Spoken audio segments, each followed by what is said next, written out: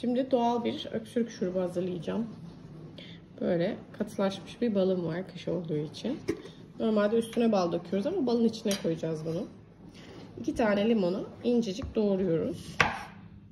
Şunları atalım.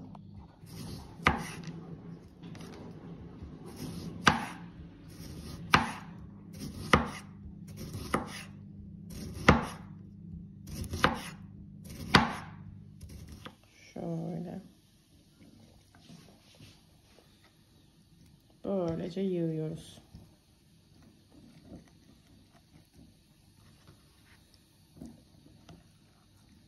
Bastıra bastıra koyalım.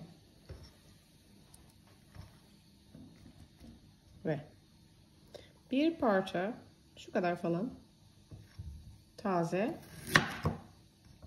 zencefil. Minik minik keseceğiz. İnce ve minik olabilir. Küp küp kesmemiz yeterli. Zencefillerin hepsini böyle içine koyduk. Gördüğünüz gibi.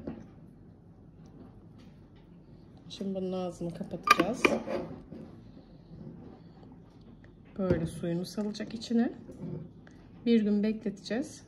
Bu böyle sıvı bir şuruba dönüşecek. Bir gün dinlendikten sonra bu şekilde bakın su salmış. Oradan buraya su.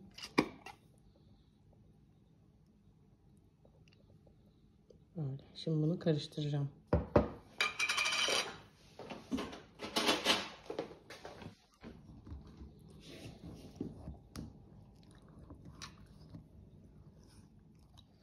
Evet, bu kavanoz buraya kadardı. Bal doluydu. Elde ettiğimiz 2 katı oldu. Doğal bir öksürük şurubu. Kıvam da bu. Benim balım şekerlendiği için böyle oldu kıvamı. Sizin daha sıvı olacak, daha pürüzsüz.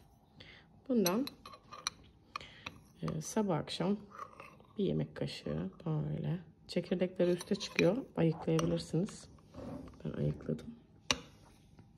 Böyle zencefiliyle birlikte limonu bile yutabilirsiniz. Bir yemek kaşığı ölçüsünde. Çocuklarda gönül rahatlığıyla kullanabilirsiniz. Doğal bir öksürük şurubudur. Bağışıklık güçlendiricidir. Şifa olsun.